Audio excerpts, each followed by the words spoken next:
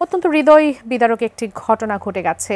আমরা আসলে সেই ভারাক্রান্ত মন নিয়েই বসেছি আজকে মাইলস্টোন ট্র্যাজেডি নিয়ে কথা বলার জন্য। একজন বাবা হিসেবে, একজন অভিভাবক হিসেবে আজকের দুর্ঘটনার পর আপনার অনুভূতি কি? আপনি খেয়াল করেছেন আজকে সারাদিন সোশ্যাল মিডিয়ায় পুরো জাতি শোকে স্তব্ধ হয়ে গেছে। আমাদের এখানে এই ধরনের দুর্ঘটনা নানা সময় ঘটে। যে ছবিগুলো দেখা যাচ্ছে এটি কেউ আসলে সহ্য করতে পারছে না, এবং আমাদের মানসপট থেকে এই চিত্রগুলো আমরা কবে দূর করতে পারবো আমরা জানি না। এই কারণে আমি প্রথমেই অনুরোধ করি সোশ্যাল মিডিয়া এবং আমাদের মেইন স্ট্রিমের মিডিয়াগুলো, আমরা সংবাদ এবং নিউজ ছবি প্রচারের ক্ষেত্রে এই জিনিসটা আমাদেরকে বিবেচনায় থাকে। আপনার সোশ্যাল মিডিয়া পোস্টেও আমি সেটির আহ্বান জানাতে রেখেছি। এই দুর্ঘটনায় ম্যাক্সিমাম সময় দেখা যাচ্ছে যে পাইলট মারা যায়। কয়েক মাস আগে আপনার মনে আছে যে কর্ণফুলী নদীতে তারা লোকালয় থেকে কর্ণফুলী নদীর উপরে নিয়ে গিয়েছিলেন এবং বিমানটা সেখানে পড়েছে। তারা চেষ্টা করেছেন যে আমাদের ডিজাস্টার যে যতটুকু রিডিউস করা যায়। তো আজকে সেই চেষ্টাটা নিশ্চয়ই তারা করেছেন, কিন্তু পারেননি।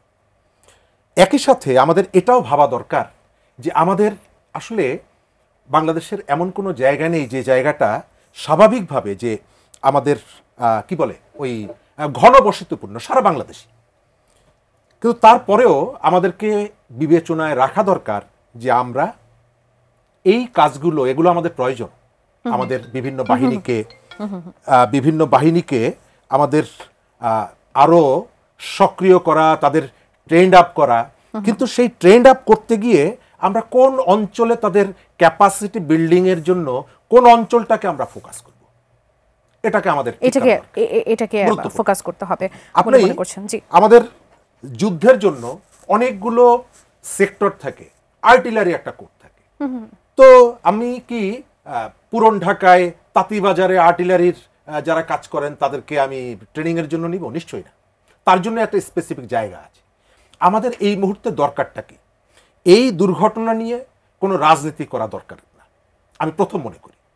এই দুর্ঘটনাটা নিয়ে যে রাজনীতির খেলা হচ্ছে, দেখানোর চেষ্টা করা হচ্ছে যে আমরা কতটুকু কাছের, এই মুহূর্তে সব থেকে বড় কাজ হচ্ছে এই শিক্ষার্থীদেরকে, এই শিশুদেরকে প্রপার ট্রিটমেন্টের ব্যবস্থা করা। এবং আপনি জানেন যে একজন বয়স্ক মানুষ আঘাতপ্রাপ্ত হলে তিনি কষ্টটা অনেক সময় সহ্য করতে পারেন। যে ছবিগুলো দেখা যাচ্ছে, আমার একটাই ছেলে, আমি ওর বয়সের অনেক শিশুকে দেখলাম হৃদয়ে রক্তক্ষরণ হচ্ছে। এই শিশুদের সারা শরীর পুড়ে গেছে, ৮০ ভাগ ৯০ ভাগ পুড়ে গেছে। তারা এদের মধ্যে কয়জনকে আমরা রক্ষা করতে পারবো আমরা জানি না, কিন্তু আমরা চেষ্টাটা করব।